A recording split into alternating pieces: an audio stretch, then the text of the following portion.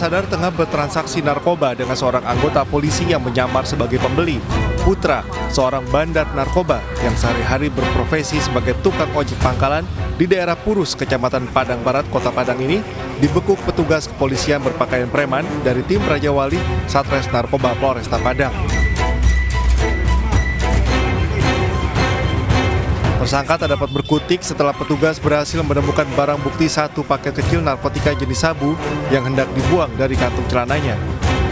Selanjutnya petugas melakukan pengembangan ke rumah tersangka yang berada tidak jauh dari lokasi guna mencari barang bukti lain. Di rumah tersangka, petugas menemukan belasan plastik dan bong alat hisap sabu yang disembunyikan di kamarnya. Penangkapan tersangka dilakukan berdasarkan dari laporan masyarakat yang resah dengan ulah tersangka yang kerap bertransaksi narkoba di depan rumahnya. Dan pada waktu kami mengamankan satu paket sedang diduga sabu-sabu di tubuhnya. Pada waktu itu kami langsung mengamankan pelaku yang melakukan transaksi dengan anggota. Itu berapa paketnya?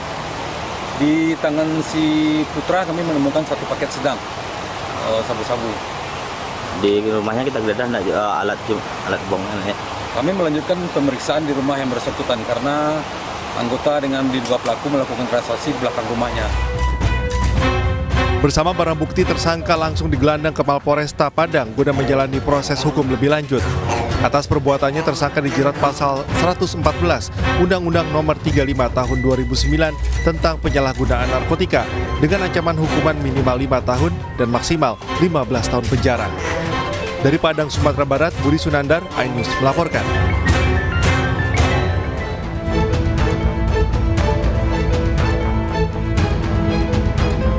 Kebakaran permukiman di kawasan Pademangan, Jakarta Utara menghanguskan 9 rumah dan 3 orang meninggal dunia. Ketiga korban bernama Aris Sulastini, 29 tahun, dan kedua anaknya yang masing-masing berumur 11 dan 5 tahun.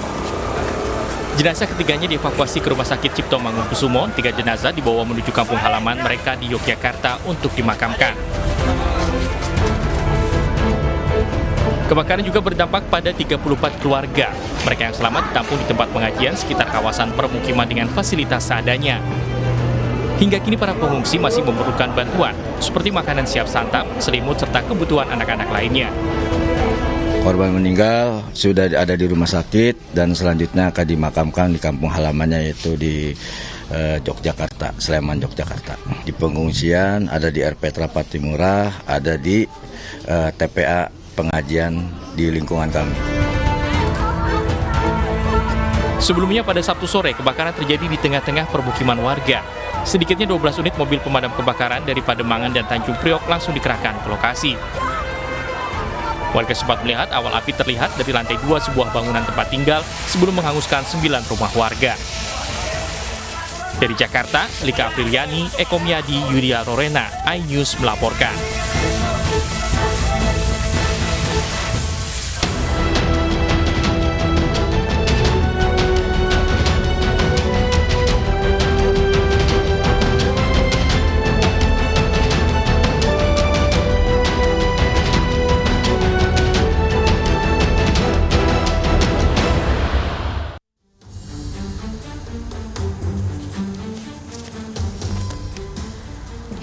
Halo, selamat pagi. Selamat datang di Lapor Polisi. Anda lapor, kami sampaikan. Ini adalah sebuah program yang bertujuan untuk menjadi wadah aspirasi, keluhan, laporan, dan juga apresiasi kepada pihak polisian di seluruh Nusantara. Pagi ini hadir bersama saya Anita Mae. Dan saya Pram Sejaya. Pemirsa, selama 1 jam ke depan kami juga membahas sejumlah topik hukum dan kriminal yang menjadi topik hangat pembicaraan masyarakat di sekitar kita dan juga di media sosial. Betul, kami juga membuka laporan pengaduan masyarakat yang bisa diakses kapanpun oleh Anda melalui sejumlah channel kami, yaitu di Instagram resmi kami @laporpolisi_inews dan juga @official iNews TV. Nah, pemirsa, Anda juga bisa menghubungi kami melalui alamat email kami di laporpolisi.inews@gmail.com, pemirsa. Dan jangan lupa pastikan menggunakan hashtag Lapor Polisi. Lapor Polisi, betul. Nah, seperti biasa pemirsa, di informasi pertama ini kita awali berita dari Pangandaran, Jawa Barat, di mana ada sebuah mobil ambulans pembawa jenazah terlibat tabrakan beruntun dengan rombongan motor sport. Betul, dan akibat kejadian tersebut, pemotor dinyatakan meninggal dunia, sedangkan 2 pemotor lainnya mengalami luka ringan.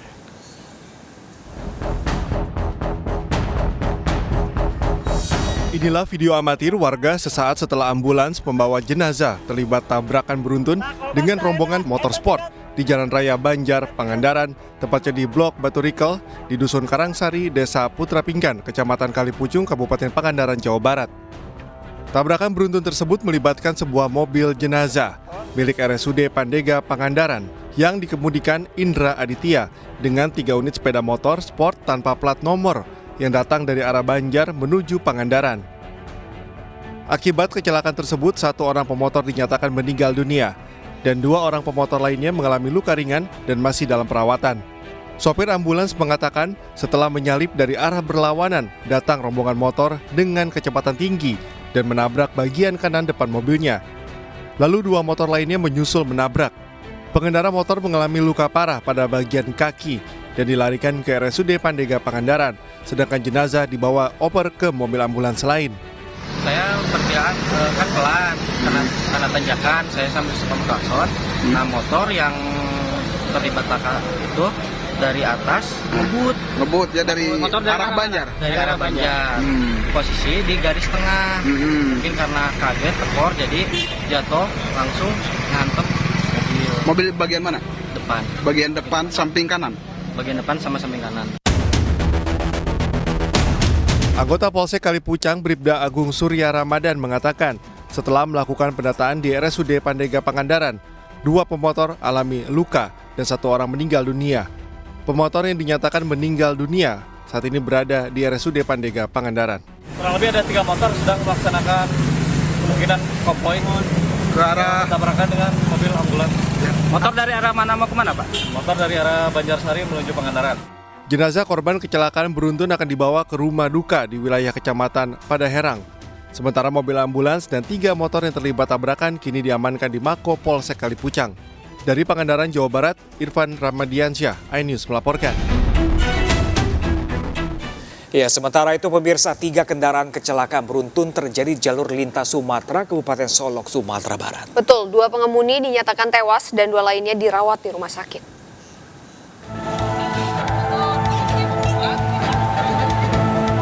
Kecelakaan beruntun melibatkan 2 mobil pickup bermuatan tabung gas LPG 3 kg dengan sebuah mobil box terjadi di jalur lintas Sumatera, Kabupaten Solok, Sumatera Barat. 2 pengemudi minibus tewas di tempat dan dievakuasi ke Rumah Sakit M. Nasir Solok. Sementara 2 lainnya luka dan dibawa ke RSUD Kota Solok. Kecelakaan bermula dari mobil minibus yang menyalip truk hingga kehilangan kendali dan menabrak mobil pick-up. Karena mobil Grand Max pick-up yang berada di belakang mobil tersebut terkejut sehingga tidak bisa menghindar, sehingga terjadilah tabrakan kepala dengan kepala mobil Grand Max Blink Van. Kasus kecelakaan kini ditangani Polres Kota Solok. Dari Solok, Sumatera Barat, Budi Sunandar, iNews melaporkan. Ke informasi lainnya pemirsa, marah ketika minta diceraikan, seorang suami di Medan, Sumatera Utara justru membunuh istrinya di pinggir jalan. Nah, ini pelaku yang ditangkap pemirsa oleh warga usai kejadian langsung menjadi sasaran amukan hingga nyaris tewas.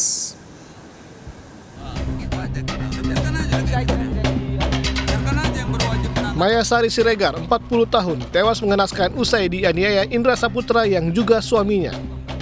Korban tewas seketika dengan luka sabetan senjata tajam di sekujur tubuh. Pembunuhan ini terjadi di Jalan Mandala, Medan Tembung, Kota Medan pada dini hari. Warga yang melihat kejadian ini langsung menangkap pelaku dan sempat diamuk hingga nyaris tewas sebelum diserahkan ke polisi. Menurut saksi mata, awalnya pelaku dan korban saling kejar dengan menumpang becak motor. Pelaku yang mencegat langsung menganiaya korban yang masih duduk di atas becak motornya.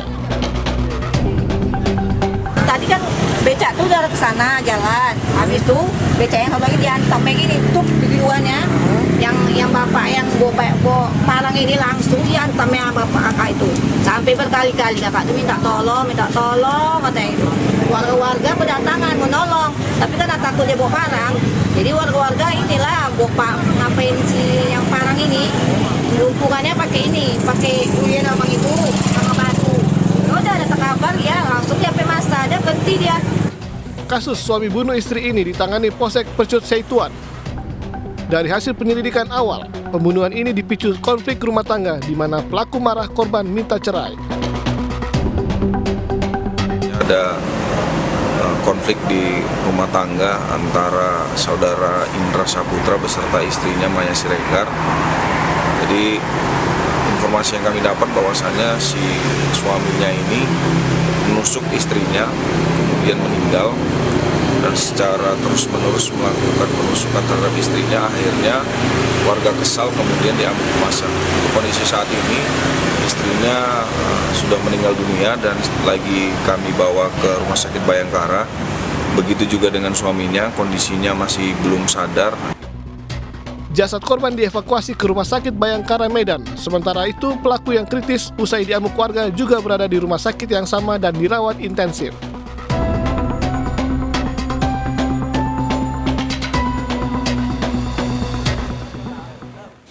Sementara itu, pemirsa, Reskrim Polres Cimahi merilis sketsa wajah terduga pelaku pembunuhan terhadap anak berusia 12 tahun di kawasan di Jalan Mukodar, Kelurahan Ciberem, Kecamatan Cimahi Selatan, Kota Cimahi. Ini pokoknya ada pasal 221. Tim Satreskrim Polres Cimahi dan Polda Jawa Barat berhasil mengamankan dan menyita sejumlah barang bukti terkait kasus pembunuhan sadis terhadap Syakila yang ditemukan tak sadarkan diri di kawasan Jalan Mukodar, Kota Cimahi pada Rabu malam lalu.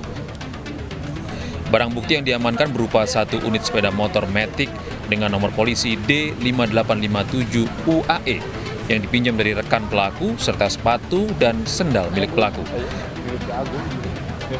Kabid Humas Polda Jawa Barat Kombes Pol Ibrahim Tompo mengatakan dari modus yang dilakukan tersangka diduga berdasarkan bukti penyelidikan telah melakukan tindak pidana pembunuhan berencana dan atau pembunuhan dengan delik pencurian dengan kekerasan hingga menyebabkan korbannya meninggal.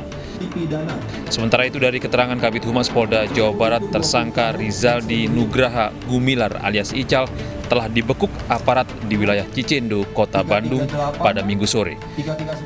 Sebelumnya Syakila, 12 tahun yang masih duduk di bangku kelas 6 SD Kota Cimahi, korban ditusuk orang tak dikenal sepulang mengaji.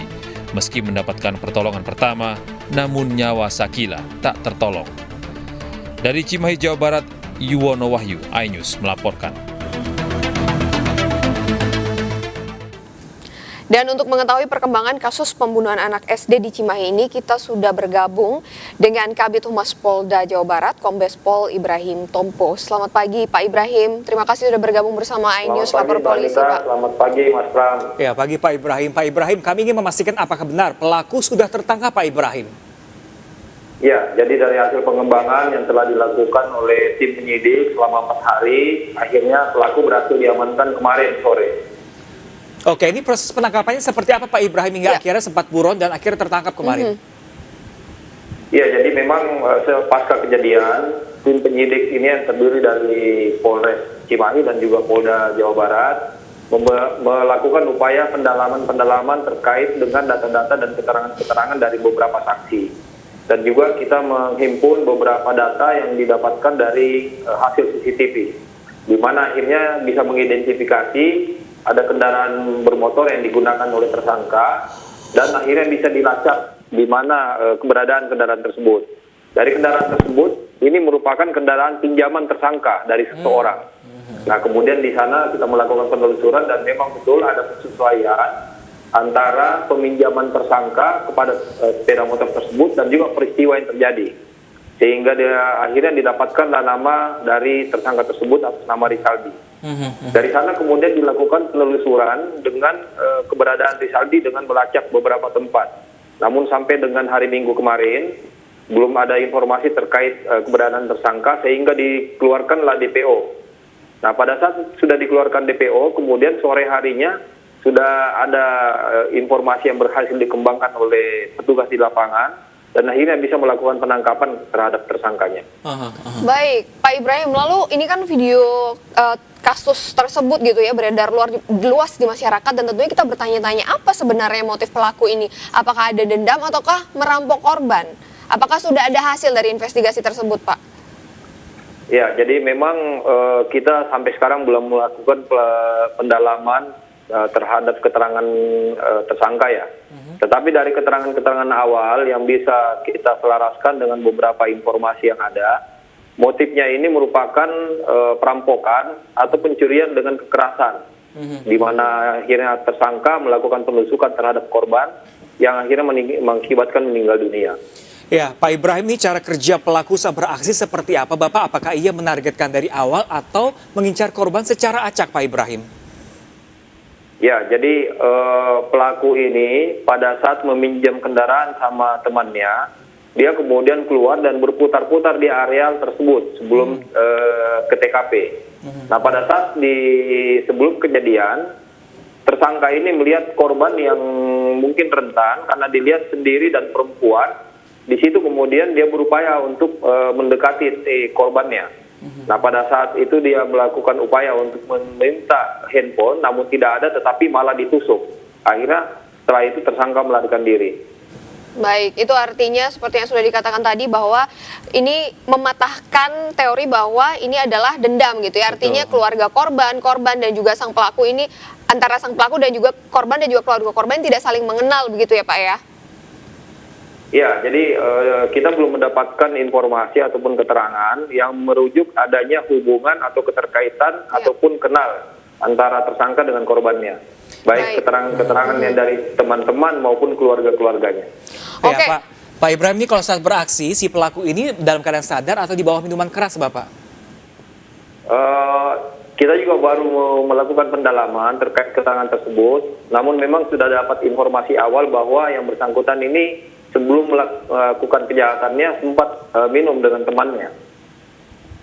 Baik, Pak, ini kan kejadian sungguh meresahkan gitu ya. Dan bagaimana sih caranya ini agar tindakan atau kejadian seperti ini tidak terulang lagi Pak. tentunya? Apa yang bisa dilakukan oleh warga untuk mencegah hal ini, Pak? Ya, memang keprihatinan kita lihatlah dengan kejadian ini, di mana memang ada beberapa permasalahan yang timbul karena kerentanan. Nah, di kita sendiri sudah ada program terkait dengan upaya preemptif dan preventif yang sering kita laksanakan secara rutin, baik dilaksanakan oleh jajaran Samapta Polres maupun oleh Polsek setempat. Namun karena memang keterbatasan dari jumlah personil dan juga daya jangkau dari patroli tersebut, sehingga memang akhirnya ada beberapa area yang tidak terjangkau. Nah, termasuk seperti yang di TKP ini kan merupakan tempat yang agak terpencil dan juga sepi, sehingga memang tidak terjangkau oleh patroli. Nah, pada kondisi itu ada memang kerentanan-kerentanan di mana bisa menjadi peluang bagi pelaku-pelaku kejahatan. Untuk itu memang diharapkan adanya kehati-hatian dan mungkin bisa membangun upaya-upaya proteksi dengan membangun siskamling di wilayah tersebut. Iya. Oke, baik. Terima kasih banyak Bapak Kabid Humas Polda Jawa Barat, Kombes Pol Ibrahim Tompo telah berbagi informasi bersama kami, dan kita juga berharap kejadian tidak terulang kembali, apalagi mengincar anak-anak di bawah umur. Betul Mungkin sekali. untuk orang tua untuk tidak memberikan barang berharga kepada si anak seperti itu ya. Betul, dan ini juga penting bagi lingkungan begitu ya. Untuk saling menjaga. Proses skamling itu penting sekali ya. Terima kasih banyak Pak Ibrahim. Ya, pemirsa, sementara itu pemirsa, pelaku pembunuhan wanita terbungkus plastik yang jasadnya ditemukan di kolong tol Becakayu Kalimalang Bekasi telah menjalani tes kejiwaan. Iya, dan hasilnya pelaku diketahui memiliki trauma masa kecil.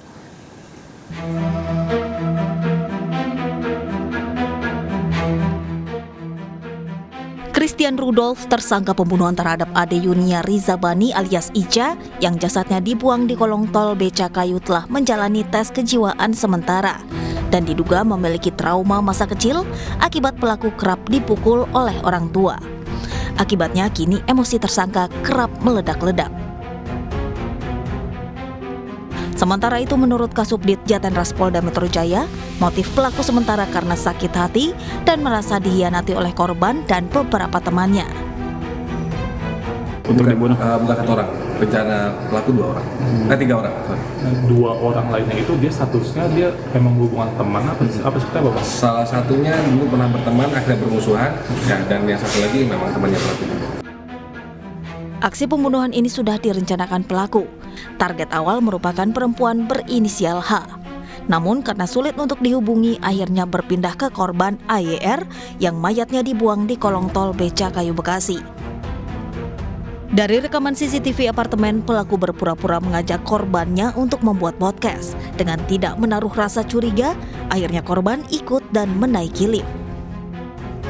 Sesaat kemudian pelaku turun dari apartemen untuk mengambil sebuah troli kosong dan dibawa ke lantai atas. Selang beberapa jam, pelaku lalu kembali masuk lift membawa troli berisikan mayat korban yang dibungkus plastik, bantal, dan tas pelaku. Tidak terlihat gelagat yang mencurigakan, bahkan pelaku santai dan tersenyum kepada orang yang ditemui di lift. Saat ini pelaku sudah ditangkap dan masih diperiksa tim penyidik Polda Metro Jaya. Dari Jakarta, tim liputan iNews melaporkan.